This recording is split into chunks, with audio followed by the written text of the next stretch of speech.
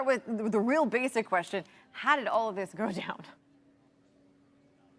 It went down, Nicole, over a frenzied 5-week process where teams, frankly, saw Juan Soto as the true apple of their eye. He is 26 years old. He is one of the 3 best hitters in baseball, and all teams needed to get him was a big bag of money, and that biggest bag came from the New York Mets. The $765 million not only sets a record, not only exceeding Shohei Ohtani's deal last year, but let's remember, Shohei Ohtani's deal is almost entirely deferred. The net present value of that was about $470 million.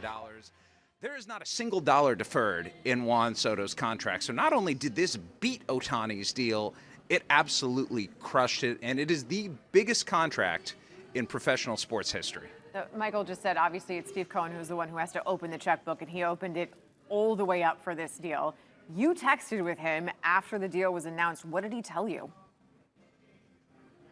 You know, it's really interesting because when Steve Cohen bought this team back in 2020, the expectations were absolutely enormous from Mets fans. For decades, they had languished with ownership that was not willing to spend like a New York team, like the New York Yankees typically would. Steve Cohen promised to change that.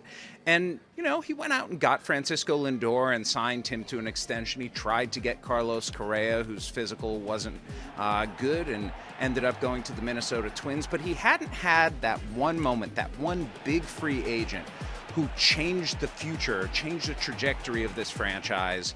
And when I was texting with Steve Cohen, he said, very simply, just a big day for the franchise. Yeah, a huge day for the franchise. What I'm curious about, too, none of this is deferred money, so it's $765 all right now. But there are also escalators in that contract. You say you could take this north of $800 million. What do some of those escalators look like?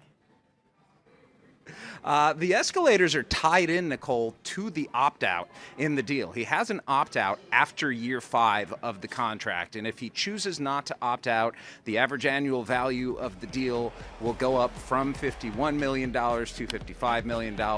And remember, because this is such an enormous deal, 15 years, longer than any that we have seen in the history of Major League Baseball, all those years tack on, all that money builds up, and all of a sudden you've got a deal that's $765 that turns into something even